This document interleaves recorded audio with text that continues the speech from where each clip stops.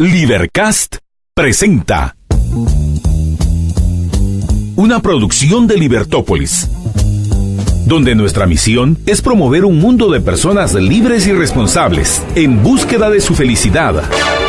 Creamos valor innovando, analizando y transmitiendo información e ideas. Día a día encontrarás los episodios de las emisiones correspondientes a nuestros programas. Contravía, todo a pulmón. Contravía por la tarde, más negocios y Liberviernes.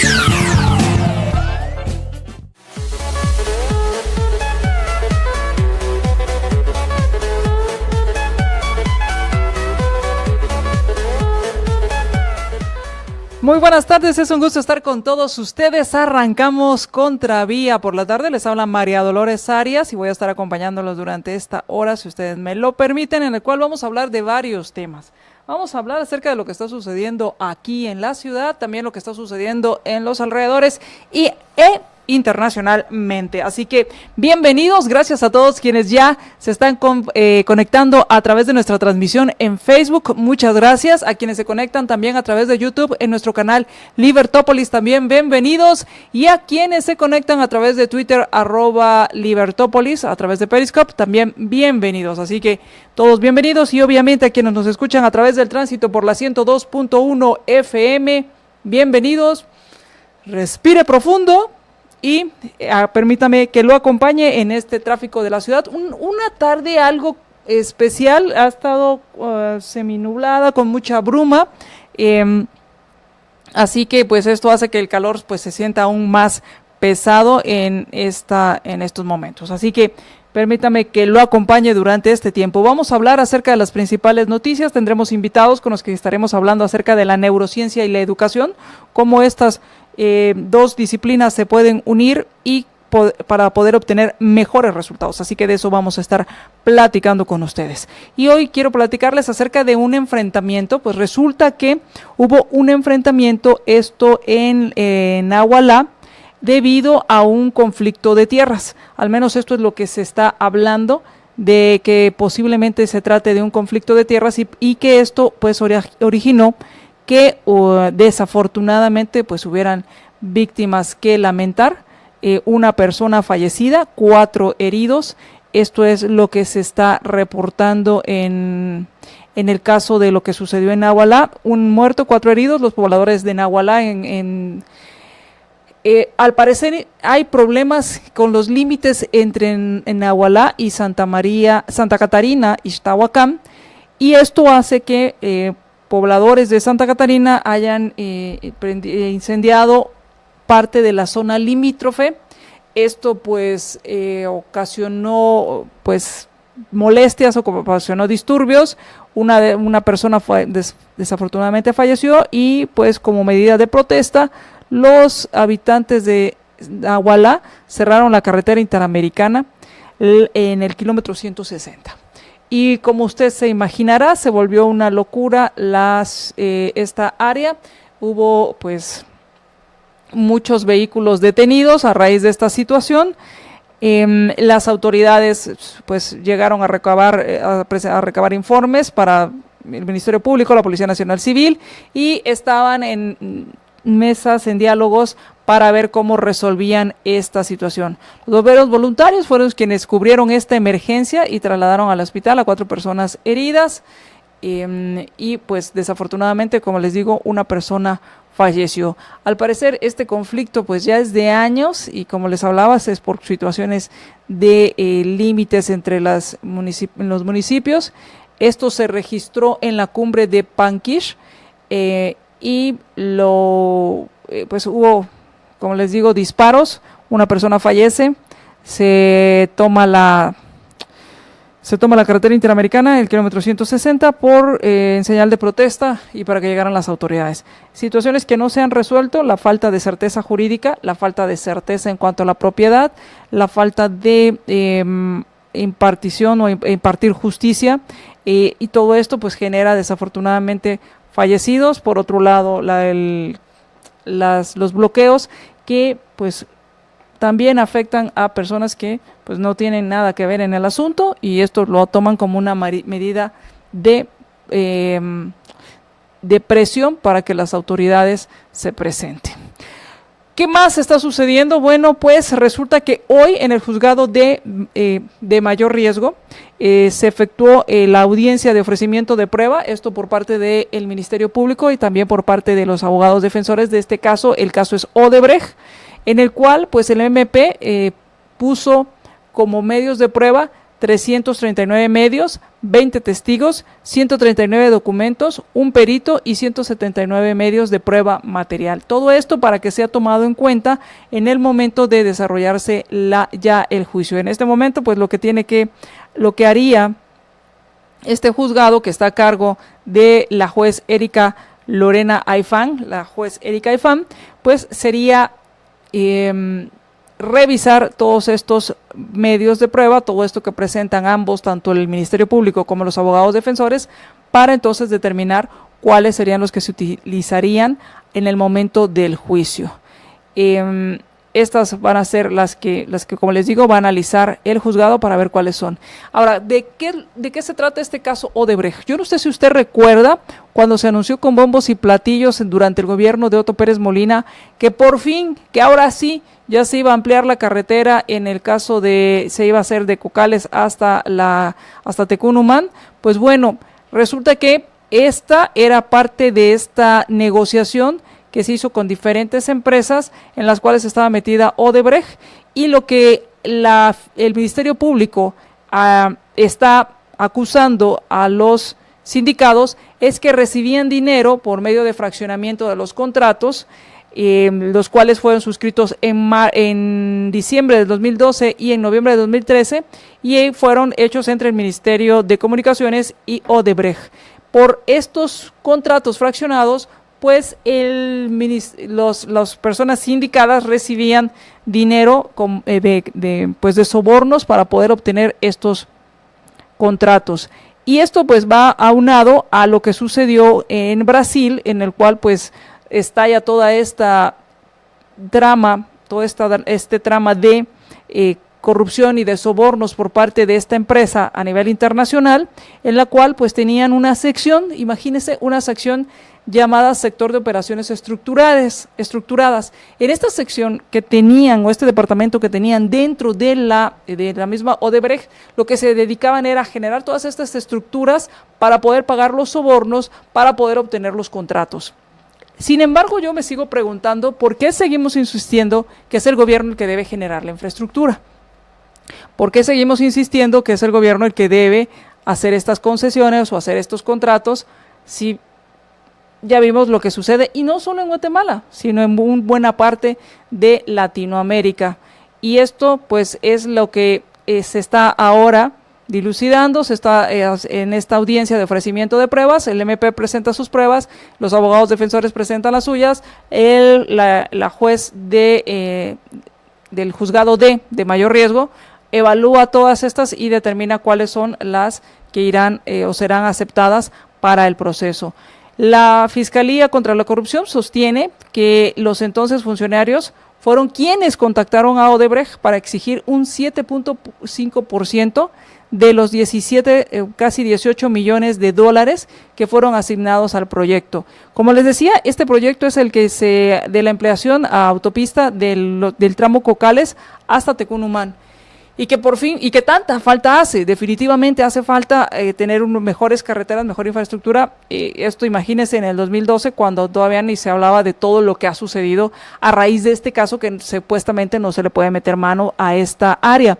Y de esto, pues están en esta etapa, ya que se está siguiendo. En esto está implicado también el exministro de Comunicaciones, ex candidato presidencial Alejandro Sinibaldi, y también el ex candidato presidencial Manuel Valdizón están implicados en este caso. ¿Usted recuerda aquella famosa ley de los vegetales que se hablaba acerca de la protección a ciertos tipos de semillas o a ciertas y las y en la propiedad, y se hablaba se le conoció como la ley de vegetales, y recuerda que fue aprobada y que en el último artículo estaba aprobado un préstamo, así de manera burda, totalmente de una manera impresionante, el Congreso pasa esa ley, pero también, por equivocación, entre comillas, pues ¿qué creen? Que se les cuela el artículo en el cual se aprobaba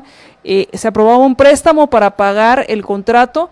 Este es uno de estos contratos. Obviamente, al momento de pues que se publica, sale todo esto a luz, se da a conocer, pues se deroga esto y ya no continúan con pues la idea de poder aprobar este préstamo para poder pagar, pues obviamente los sobornos que había que pagar, esto sin contar todos, no sé si también habría sobreprecio. Ahora, ¿de qué se le están acusando? Pues se les está acusando dentro de algunos delitos, son lavado de dinero u otros activos, asociación ilícita, y básicamente asociación ilícita, falsedad ideológica, lavado de dinero, y estos algunos de los delitos a los que se les está acusando a los implicados. ¿Qué más sucedió este día? Pues resulta que hoy presentó una denuncia el secretario general adjunto de la UNE, el señor Óscar Argueta, presentó hoy una denuncia ante el Ministerio Público en contra, y les voy a decir, ¿contra quién cree usted que podría presentar el secretario adjunto de la UNE una denuncia en el Ministerio Público?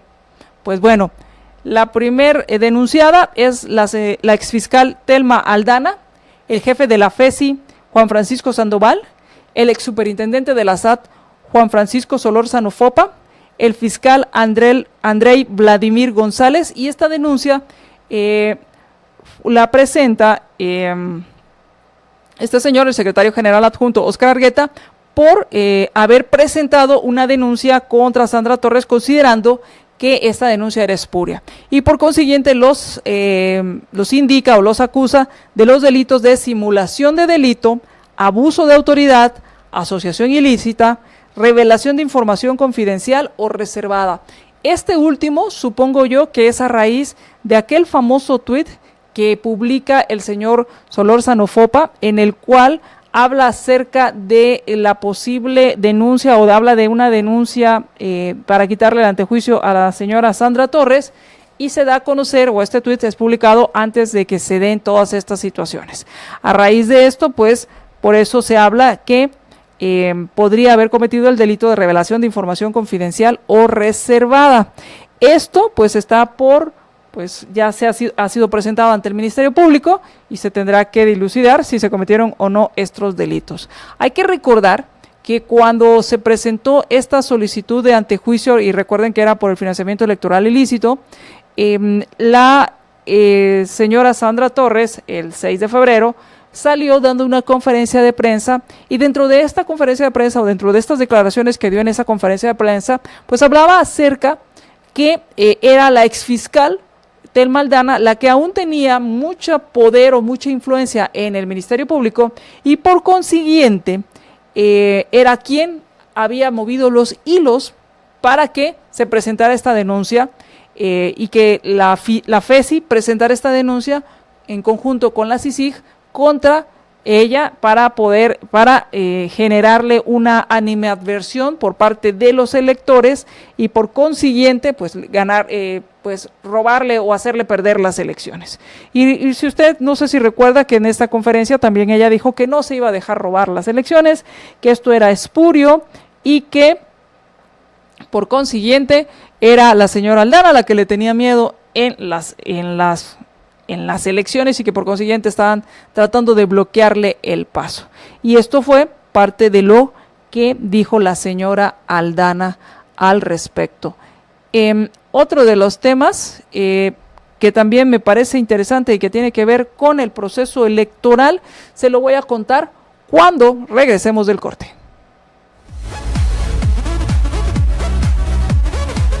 Estás escuchando Libertópolis.com. Ideas con valor.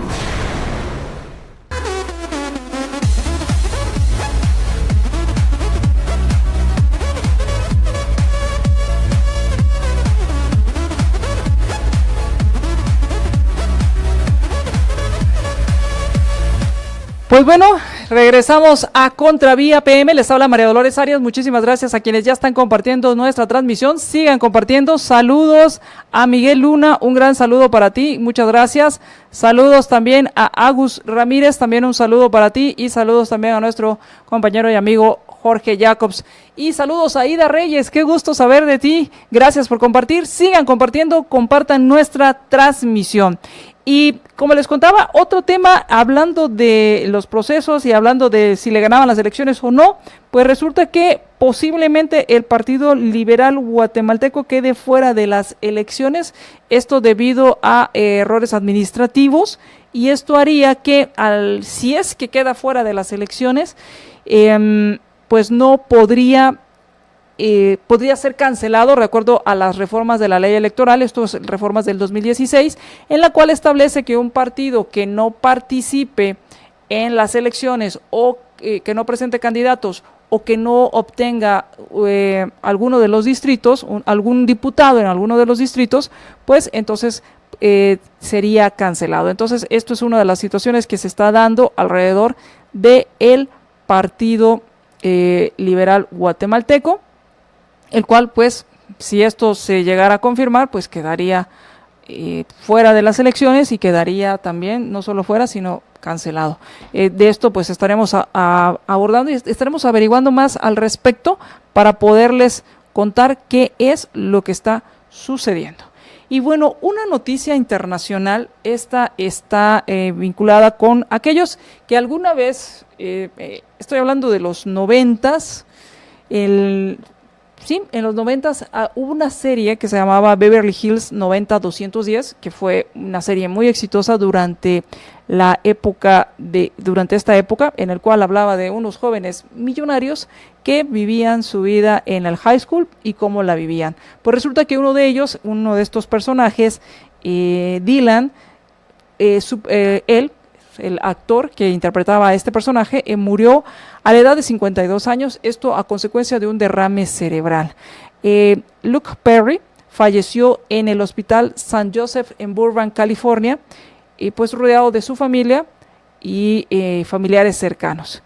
El miércoles había sido ingresado de urgencia debido a esta situación, tenía un coma inducido, esperando que pudiera recuperarse, pero pues según se comenta en los medios, pues fue el daño irreparable y falleció hoy a la edad de 52 años, una de las personas que fue un ícono en su momento en esta serie juvenil muy, muy famosa. Y resulta, otra de las notas ya regionales, resulta que salió publicado en el Washington Post una nota con respecto a un grupo de oficiales de El Salvador que huyeron del país y solicitaron asilo por lo peligroso que puede ser investigar o tratar de vigilar o tratar de contener a la Mara a la MS-13, a la Mara Salvatrucha 13, que es una pandilla, pues como conocemos, internacional, y que al menos 9 oficiales habían sido ya asesinados en este mes, en enero de este año, y pues varios agentes de la policía estaban huyendo, de la policía de El Salvador, estaban huyendo de la pandilla a la que tenían la tarea de eliminar. Estos fueron financiados por el gobierno de Estados Unidos y entregados por agentes del FBI, pero estos miembros han sido asesinados por docenas en los últimos 3 años. En la mayoría de los ataques de los investigadores y expertos, pues culpan a esta pandilla, a la MS-13, de estos asesinatos. No hay una lista ni en El Salvador ni en Estados Unidos de los oficiales de la policía salvadoreña que han huido. Sin embargo, como les comentaba, el Washington Post identificó a 15 oficiales que están en proceso de ser reubicados como refugiados por las Naciones Unidas y 6 oficiales que han recibido recientemente asilo o han programado audiencias de asilo en los tribunales de inmigración de los Estados Unidos. Esto nos habla mucho de la peligrosidad y de la falta de recursos o la falta de poder enfrentar a la criminalidad que se ha dado en los países. Y también me hace pensar en ¿cuál es el objetivo o cuál es el propósito de tener gobierno? Ya que si no es posible que el gobierno controle a los violentos, entonces ¿para qué queremos gobierno y para qué estamos pagando impuestos? Y es lamentable lo que reporta el Washington Post, en el cual habla acerca de 15 oficiales que están en proceso de ser reubicados como refugiados, y que pues al parecer no ha funcionado mucho esta estrategia. Habrá que darle seguimiento a esta noticia porque al final pues se habla acerca de 15 oficiales que habrían solicitado asilo y que están en búsqueda de ser reubicados a raíz de que estaban asignados a vigilar y a controlar a la Mara Salvatrucha, a la MS-13. Por otro lado, en Venezuela, Juan Guaidó desafía al gobierno de Maduro y regresa a Venezuela. El presidente encargado, desde el pasado mes de enero, llegó a Caracas, aterrizó en el aeropuerto de Maiquetía, esto en Caracas, y regresó pues después de haber hecho una gira en la cual visitó varios países de Latinoamérica. Y pues regresó desafiando esta prohibición que le había puesto Maduro Maduro a través de la Corte, a través del Tribunal Supremo de Venezuela. Y la postura de Guaidó es regresa a Venezuela como ya lo hizo, y que van a seguir movilizándose para lograr el cambio. Los riesgos de hacer, habla acerca de que es consciente de lo que significa hacer política en Venezuela, pero que pues está llegando a Venezuela como un ciudadano libre y que pues va a seguir buscando la libertad y que haya una democracia en Venezuela. Así que regresa Guaidó a Venezuela y veremos cuál va a ser la reacción también de Maduro, si se atreverá a detenerlo en cuanto a la prohibición del Tribunal Supremo en Venezuela. Y esto empieza pues a mostrar todo el resquebrajamiento que hay, la nula institucionalidad, tomando en cuenta que todas las instituciones están tomadas por los chavistas. Así que seguiremos dándole seguimiento a esta información. Gracias, muchas gracias a quienes nos mandan sus mensajes, muchísimas gracias. Vamos a ir al corte y cuando regresemos hablemos acerca de la neurociencia y la educación. ¿Cómo se relaciona la neurociencia y la educación?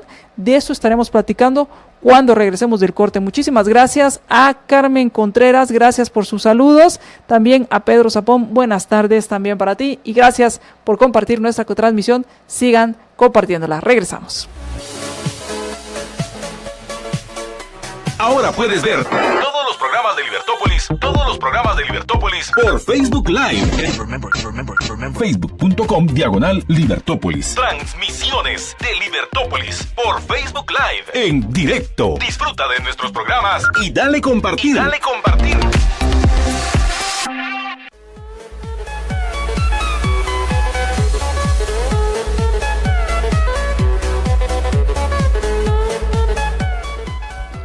Disfruta de lo mejor de la San Martín en casa. Desayunos, almuerzos, cenas, pastelería, panadería, pizza y todo lo que más te gusta de la San Martín. Ahora hasta la puerta de tu casa al 22 15 15 15. 22 15 15 15, ya me pasé de 15, 22 15 15 15 y disfrutas lo mejor de la San Martín. Muchísimas gracias a quienes nos están siguiendo a través de nuestras diferentes redes. Muchas gracias a quienes ya están compartiendo nuestra transmisión. Muchísimas gracias. Y hoy tengo la visita de Emilio Torres, director pedagógico de Progrentis para América y Europa, y de Max Newland, investigador científico de la maestría de la Escuela de Educación de Harvard. Muy buenas tardes y bienvenidos. Gracias, buenas tardes. Hablemos un poco acerca de neurociencia y por qué neurociencia y educación. Pues yo creo que van de la mano porque cuando hablamos de educación hablamos de aprendizaje y el motor del aprendizaje es el cerebro. Por eso la ciencia que estudia el cerebro, pues llamada comúnmente como neurociencia, está empezando a arrojar ciertas reflexiones al entorno educativo en el que hasta entonces pues habíamos obviado su funcionamiento, y en las últimas investigaciones nos están empezando a dar serios significados de cómo aprende el cerebro y lo equivocado que estábamos hasta el momento. Es curioso cómo todavía seguimos replicando modelos del pasado Todavía seguimos ideando un sistema educativo pues casi que del siglo anterior, en el que en pleno siglo XXI pues tenemos a los niños de individual en las aulas, seguimos transmitiendo contenido y evaluando la transmisión de ese contenido a través de exámenes escritos, creyendo que así se produce el aprendizaje y la prueba está en el que los alumnos olvidan aquello que no recuerdan, los alumnos no utilizan aquello en lo que no le encuentran aplicabilidad y el aprendizaje pasa más por entornos informales que por un aula en 4 paredes, colocando a 30 alumnos mirando un pizarrón y un adulto dictando contenido. ¿El cerebro ha cambiado con el tiempo? ¿O seguimos aprendiendo igual y lo que tenemos son nuevas tecnologías? Can you repeat the question?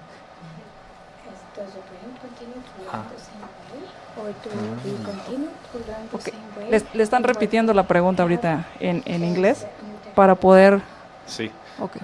So does the brain continue to learn in the same ways? Okay, The answer is no. Why? As you learn new concepts, you start to build your understanding of any topic or of the world. Okay. Que si el cerebro sigue aprendiendo de la misma manera, la respuesta a esa pregunta es no. ¿Por qué? Porque a medida que uno empieza a aprender, los nuevos conceptos empiezan a desarrollarse en uno. And so with this foundation, this new foundation, any new information is going to be interpreted through what you've already learned. Entonces, con este fundamento que ya tenemos, cualquier nueva información va a ser aprendida a través de esos fundamentos que ya teníamos. So if you want the most optimal way to learn, the information that you get or the way that it's presented to you needs to be updated based on where you are today, because the learner you are today is different than the learner you were yesterday. Entonces, para poder optimizar ese aprendizaje, es necesario actualizar la información a medida de que se pueda aprender con base en la condición de aprendizaje en la que uno se encuentra el día de hoy. That being said, there are going to be certain characteristics that maybe you have or I have that will stay with us for longer periods of time that dictate what will be the best way for me to learn versus the way that you might learn. Dicho eso, habrá ciertas características que tiene usted o que tengo yo que van a dictar la manera en que usted o yo aprendemos mejor. Ahora, la forma en que aprendemos, la forma en que aprendemos va cambiando también con la edad. Oh, of course. Por supuesto. Of course. Por Your supuesto. concept of the world changes as you get older. Think about how you thought of the world as a toddler versus how you think of the world now.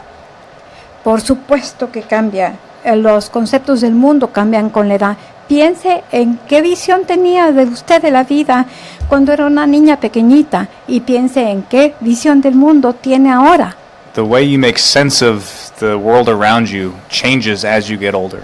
And so it's reasonable that the way you learn will also continue to evolve. El sentido que para uno tiene el mundo va evolucionando a medida que va evolucionando uno. Y entonces tiene sentido pensar que el aprendizaje también va evolucionando. Ahora, tengo una pregunta con respecto a la forma en que aprendemos, ya que al final vamos generando un conocimiento jerárquico. La pregunta es si este conocimiento jerárquico se va enriqueciendo conforme vamos creciendo, pero el proceso básico sigue siendo el mismo. I think that's a reasonable way to look at it. Though again, the way that you process information does change as you get older. The way that you make meaning of the world around you does change as you get older. But for the most part, yeah, I agree with what you're saying. Okay. Yeah. Es una manera razonable de plantearlo. Sin embargo, la forma en que procesamos la información a medida que nosotros vamos madurando, creciendo, es evidente, y de la misma manera, la manera en que aprendemos también va evolucionando de la misma forma. Si tuvieras que decirme alguna de las ¿Alguna de las cosas que te ha llamado la atención de los descubrimientos de la neurociencia en la forma que aprendemos, cuál sería?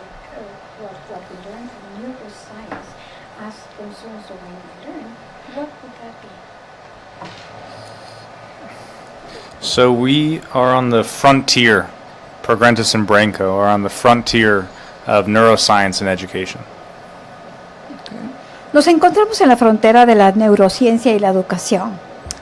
And so far we've been able to confirm some of the beliefs that teachers have about what's most engaging, different practices that happen in the school. We've been able to show with neuroscience data that certain assumptions are correct about how to optimize learning. Nos encontramos, como digo, en la frontera de la neurociencia y la educación. Ahora hemos podido ya confirmar algunas de las premisas que los maestros tenían sobre las prácticas que se emplean para la educación. Hemos podido confirmar algunos de los supuestos sobre estos principios de la educación. But we are on the precipice of learning things that nobody has learned before, and that's because the project that we have going on is going to be the world's largest brainwave education project in history. We're going to have more data on how students learn and their brain activity, their neuroscience data, than anyone ever before. And so we'll be able to understand the nuances of how students learn in a more complete way, in a brand new way. And so over the next year or so, as we do this analysis, new findings are going to emerge that we can't even predict because we're collecting brand new information. Sin embargo, nos encontramos en el precipicio del aprendizaje como nunca antes habíamos estado en la historia de la educación. Con este proyecto que es revolucionario, que es el primero y el más importante en el mundo actual y de nuestra historia, el aprendizaje de la neurociencia y la aplicación de la neurociencia, estamos empezando a entender los matices que se dan en la aprendizaje en el aula, y a medida que nosotros vayamos recolectando los datos en el próximo año o algo así, vamos a tener nuevos hallazgos que nos van a permitir reforzar esos supuestos que ahora tenemos y que hemos empezado a confirmar. Y no sé quién de los dos me quiera responder esta pregunta, porque por un lado estamos hablando de neurociencia, hablamos de educación. Sin embargo, también hemos hablado y hablamos de tecnología, hablamos de machine learning, hablamos de inteligencia artificial, y sin embargo seguimos aprendiendo de nosotros, pero ya estamos programando el aprendizaje. ¿Qué es lo que estamos aprendiendo de esto, de la neurociencia y la educación?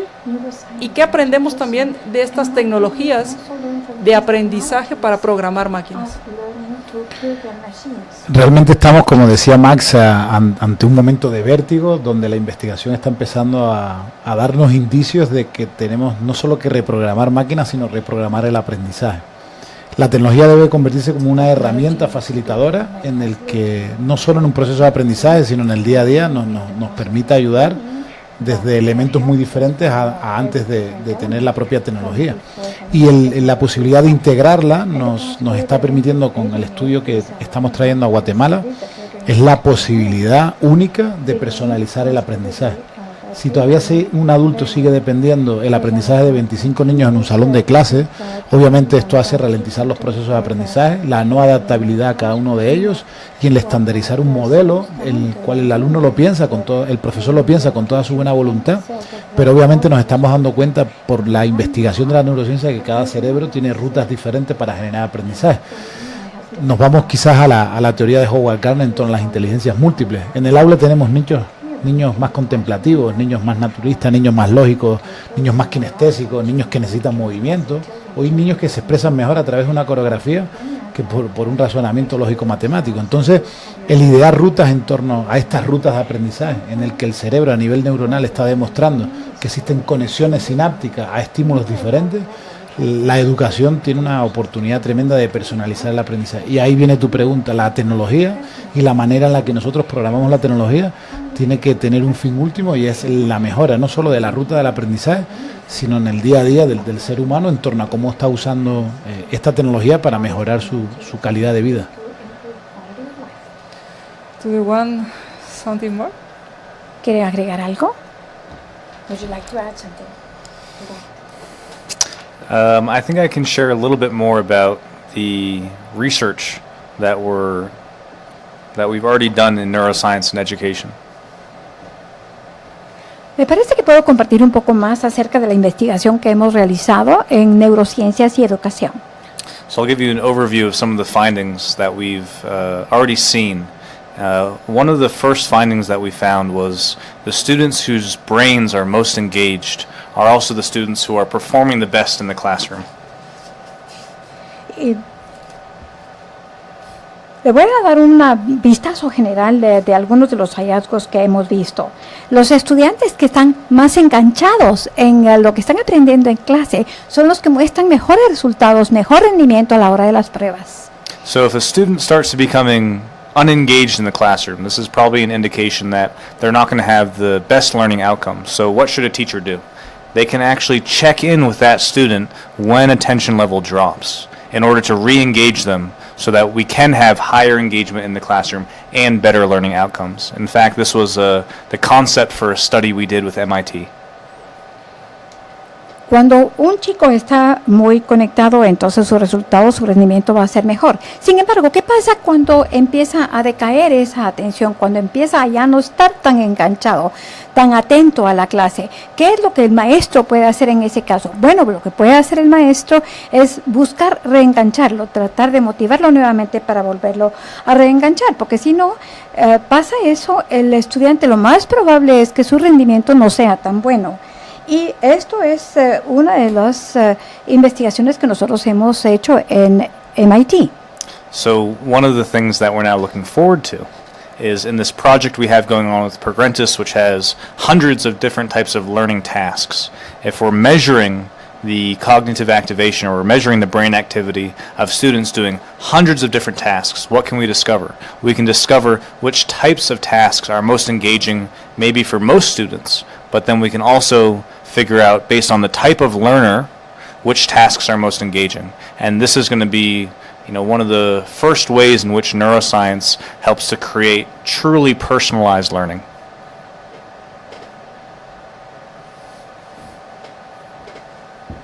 Entonces, en este proyecto que estamos realizando con Progrentis, donde se están realizando cientos de activaciones con el cerebro a través de cientos de tareas que los chicos realizan, estamos buscando determinar cuáles son esas tareas que enganchan más a los jóvenes, a la mayoría de los estudiantes, pero también estamos encontrando formas en que podemos engancharlos a unos y otros de las diferentes formas en que ellos aprenden.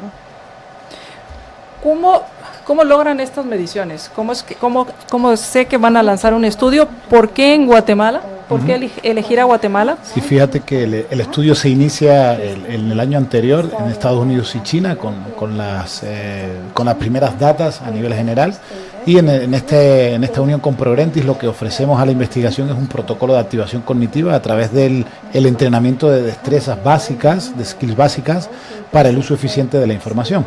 Lo que estamos proponiendo con el estudio inicialmente es establecer un perfil básico en torno a las inteligencias múltiples del alumno en función de los diferentes estratos y a partir de ahí ponerlos a trabajar en torno a este entrenamiento.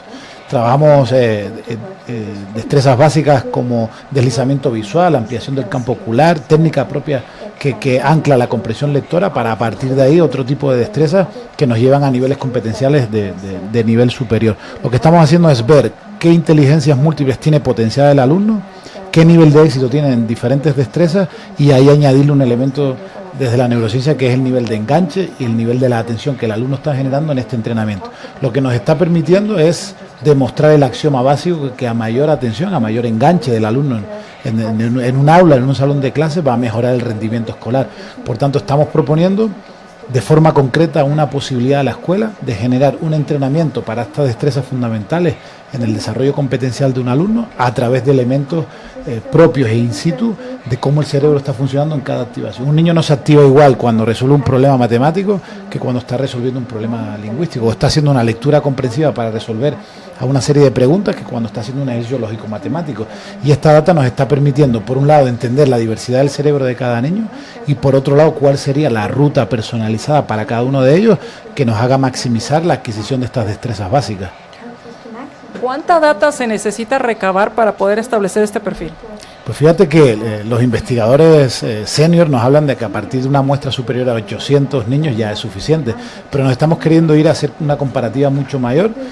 Nos hemos ido a México, nos hemos ido a España, venimos ya también de Asia y de Estados Unidos, donde ahora queremos seguir bajando por Latinoamérica hasta llegar al sur del continente con Chile. Queremos pasar por Guatemala porque en los 6 años que llevamos trabajando con Progrentis en Centroamérica, Guatemala es quizás el país que tenga más sensibilidad en ese despertar en torno a que la escuela se ha quedado obsoleta y a esas nuevas preguntas que el entorno internacional está creando. Guatemala está teniendo una apertura muy grande a buscar respuestas en torno a esto. Fíjate que en el evento que mañana lanzamos, pues hay 600 personas inscritas ya, que representan un total de 222 escuelas, con una masa con un número total de 105.000 alumnos representados.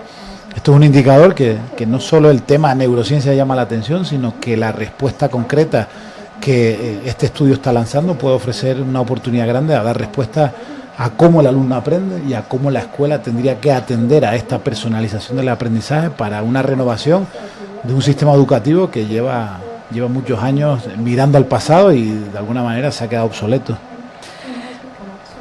Max, en tu experiencia con respecto a las investigaciones que has hecho, los niños, independientemente del país o su situación, tienen ciertas características de aprendizaje similares? So the majority of our research is on student engagement. What's engaging students? And are there certain practices that teachers or learning platforms like Progrentis can do to engage them?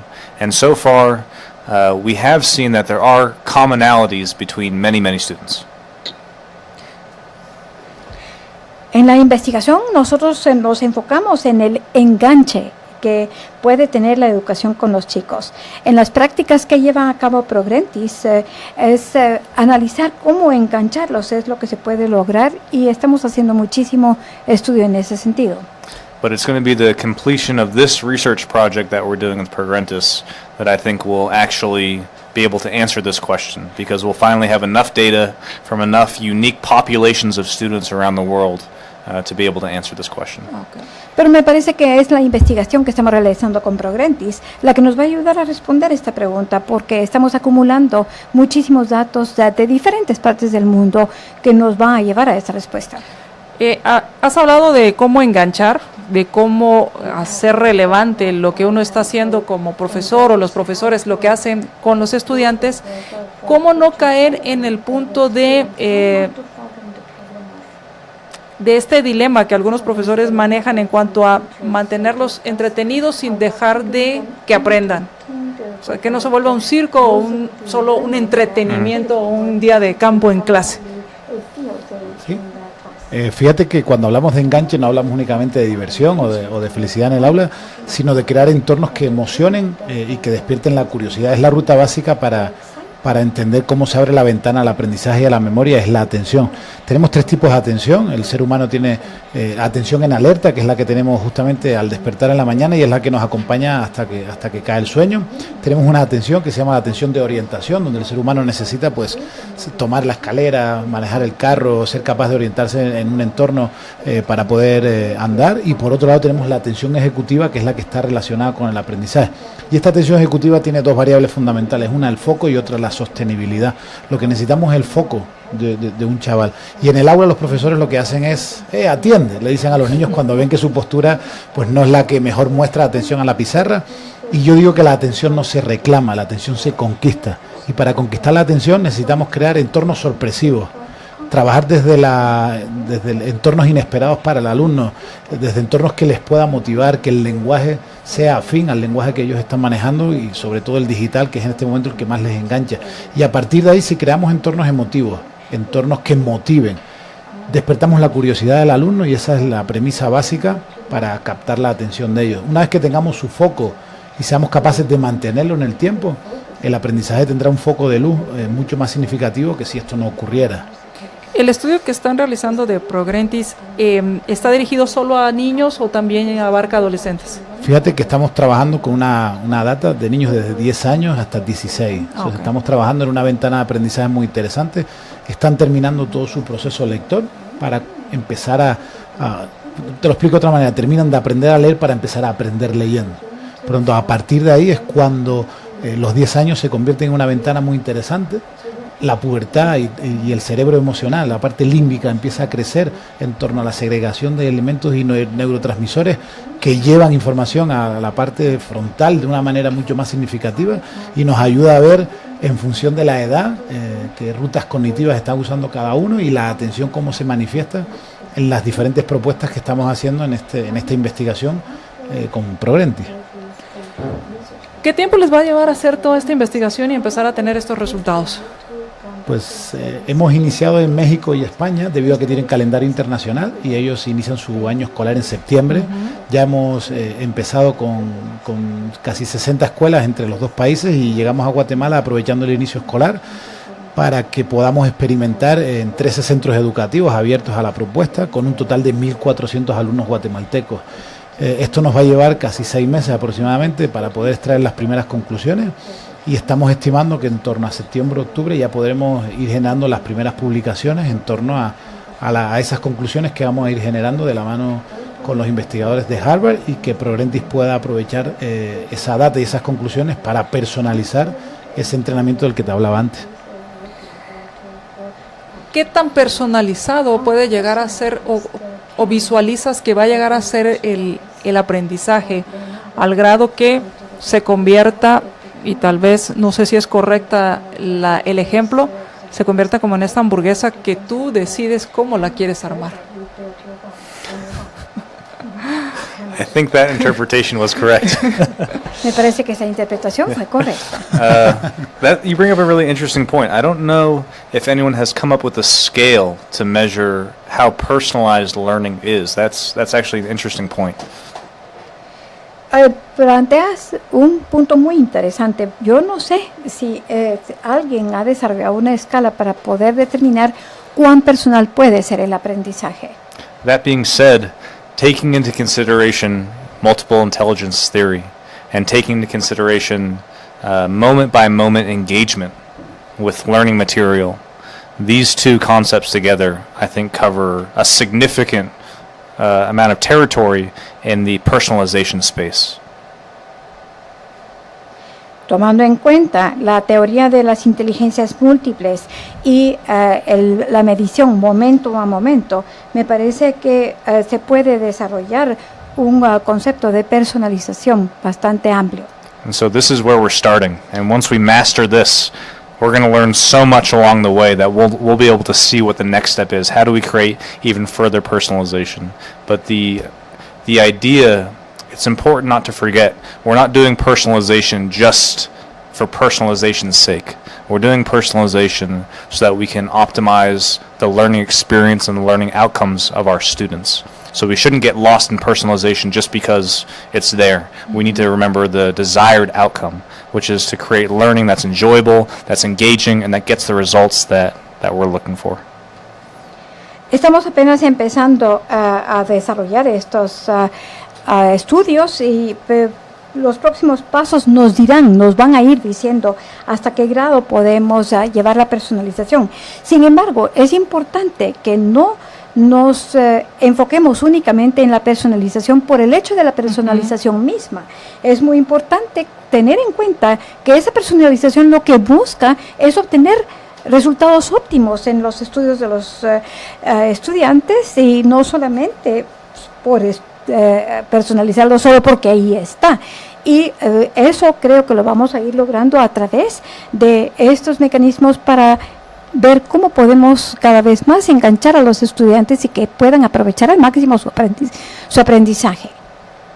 ¿Cuáles han sido los resultados que ustedes han encontrado de aplicar estas formas de mantener a los estudiantes comprometidos, mantenerlos activos, participando. Sí, la mejora es en el corto plazo, donde un alumno aprende aquello que le motiva o aquello que quiere aprender. Nadie aprende por obligación, y nos ocurre a los adultos donde nuestra atención está en aquello que genera centro de interés, o nuestros gustos, o nuestras preferencias. Lo mismo ocurre en el aula a una escala inferior, y un alumno al final no aprende aquello que no le motiva, no aprende de un adulto que no le guste, no aprende aquello que no le encuentra sentido.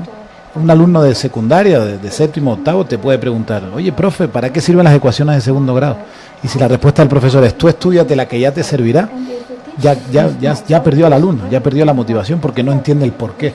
O sea, las escuelas están muy centradas en el procedimiento de resolución, pero no en el proyecto de comprensión.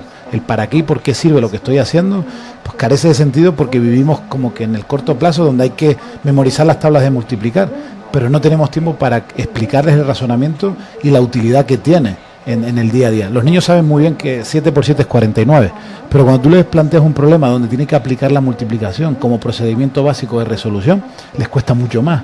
Y es curioso, porque la escuela no está dedicando tiempo a que el alumno pues utilice esas herramientas que están desde el conocimiento a desarrollar la inteligencia. Desarrollamos el conocimiento, pero si no desarrollamos la inteligencia, el conocimiento queda huérfano de esa aplicabilidad que es fundamental. Y ahí es donde existen premisas fundamentales y rutas de trabajo para hacer útil el conocimiento. Estamos en un momento apasionante, y es: ya el conocimiento no es escaso, no está en las cabezas de los maestros o en las bibliotecas del barrio, ya el conocimiento está en el bolsillo de cada adolescente. Pero ¿qué hacer con ese conocimiento? ¿O qué hacer con esa información para convertirla en conocimiento? Es donde la escuela necesita encontrar la magia para poder trabajar comprensión, para poder trabajar razonamiento, para poder trabajar creatividad desde su sentido más amplio, y eso se consigue consiguiendo enganchar al alumno, porque le va a empezar a entender el porqué de cada una de estas cosas. Así como estamos hablando acerca del compromiso de los estudiantes o de enganchar a los estudiantes, esto implica un reto también para la forma en que se entrega la educación, o sea, el profesor que da o que habla de esta educación. ¿Qué es lo que ustedes han investigado, o cuáles han visto que son esos retos que exige esta nueva forma de aprender de los chicos? O sea, el cambio sistémico parte desde el diseño de las políticas educativas por parte de personas que en un despacho redactan contenidos curriculares y objetivos de aprendizaje sin estar en el aula, sin entender que la manera de aprender hoy en día es diferente, porque nuestro cerebro ha evolucionado y aprendemos de generaciones pasadas. Por tanto, la manera que tiene hoy un niño de 10 años de aprender es diferente a la que nosotros tuvimos con su edad, por las diferentes variables que se están formando. Por otro lado, la dirección de los centros escolares y la manera en la que tienen de renovar su proyecto educativo. Y por último, entiendo que necesitamos hacer protagonista al alumno de su proceso de aprendizaje. Si sigue siendo un espectador de lo que está ocurriendo en el aula, nunca va a generar aprendizaje, porque no es partícipe, no participa del error, no genera conflicto para generar ideas de orden superior. Y ahí es donde tenemos que entender que el cerebro no aprende de forma parcializada, no aprendemos por asignatura, aprendemos de forma holística, necesitamos integrar todas las áreas del conocimiento. Por otro lado, el cerebro es un órgano social y necesita aprender de otras y de otros. Aprendemos más desde nuestras neuronas espejo que por lo que dicta un profesor, aprendemos desde el hacer. El error como parte del proceso de aprendizaje es fundamental para ir reflexionando y haciendo metacogniciones propias de cómo no hacerlo para poder generar una solución diferente, y eso alimenta el aprendizaje cooperativo. Toda la información a la que tengo acceso en este momento es válida, no es válida, esto me sirve para el problema que quiero resolver, sin necesidad que alguien me hable de él. Por tanto, generar ese entorno informal de aprendizaje donde no hay prisa. Yo le diría a las escuelas que tenemos 15 años para que los alumnos se lleven su set básico en su mochila, destrezas que le van a acompañar a lo largo de su vida, porque nos hemos convertido en aprendizajes permanentes. ¿Qué va a tener un niño dentro de 15 años en la mano? No lo sabemos. ¿Qué profesiones se van a generar en el futuro? Hoy en día, pues la tecnología está sustituyendo, ya nos sustituyeron hace 50 años la habilidad motriz, nos sacaron del campo, de las empresas donde todo era automatizado de forma motórica por parte del ser humano. Ahora está empezando a sustituir la habilidad cognitiva del ser humano, y ya hay máquinas que están empezando a sustituir pues el pedido de la hamburguesa, el código de reservación en un aeropuerto o el transporte de mercancías a través de drones. Por tanto, el mercado laboral se está desplazando a una especialización que lo que está haciendo es cambiar las oportunidades, y estas oportunidades pasan por estas destrezas fundamentales que la escuela tendría que enseñar. Las matemáticas son fundamentales, la lengua, la geografía, la historia, pero qué hacer con ese conocimiento que ya está digitalizado es la gran clave. El tiempo se me ha ido muy rápido y tengo que terminar aquí. Quiero agradecerte por haber estado con nosotros. Max, y también a ti, Emilio. Y esta investigación, ¿cuándo arranca? Le hablaron que para septiembre, octubre consideran tener ya las primeras publicaciones. ¿Cuándo arranca? En Guatemala arranca mañana a partir de las 7:30, donde anunciaremos estas 3 escuelas que de forma valiente quieren participar del estudio, y luego a posteriores en la apertura del planteamiento del que hemos llamado Neurolab para el resto de escuelas que también quisieran integrar y formar parte de esta investigación. Así que para el país decir que mañana es el día 1 del proyecto de investigación, donde la data de estos niños iniciará mañana en una demostración que haremos en vivo con casi 100 alumnos que participarán del evento en concreto mañana, para que podamos vivenciar de forma experiencial en qué consiste, y a partir de ahí pues estaremos 6 meses haciendo aterrizaje en el país y llegando a este tipo de escuelas a ver qué data nos arroja y aportando a Guatemala un estudio que quizás pueda ayudar a seguir respondiendo a estas preguntas de cambio. Si alguien quiere tener mayor información sobre lo que ustedes están haciendo, sobre estos, los resultados que han tenido en otros países, ¿dónde lo pueden encontrar? Sí, en la página web de Progrentis, www.progrentis.com, y ahí pues desde que vayamos teniendo las primeras conclusiones empezaremos a implicarlos. También tenemos presencia en redes sociales indicando Progrentis, pues es una solución internacional, estamos en 21 países y ahí pues nos podéis encontrar sin ningún problema. Pues muchas gracias. Thank you. Gracias. Gracias. Gracias a todos ustedes, gracias por habernos acompañado y por haber compartido nuestra transmisión. Vamos a nuestro siguiente programa. Recuerden que ahora pueden tener los programas a través del podcast. Es muy fácil, solo descargas tu aplicación favorita de podcast, nos buscas como Libercast y ahí nos encuentras en Libertópolis, en los podcasts de Libertópolis en Libercast. Que tengan una excelente noche, una excelente tarde. Nos escuchamos en nuestra siguiente emisión y vamos a nuestro siguiente programa de Más Negocios. Libercast presentó una producción de Libertópolis. Recuerden que si quieren conocer más de nuestros programas, seguirnos en las diferentes redes sociales, o si quieren ver nuestros programas y conocer a nuestros conductores e invitados, pueden ingresar en www.libertopolis.com. Recuerda suscribirte y dejarnos 5 estrellas para que continuemos trabajando en producir más podcasts de tu interés. Libertópolis, ideas con valor.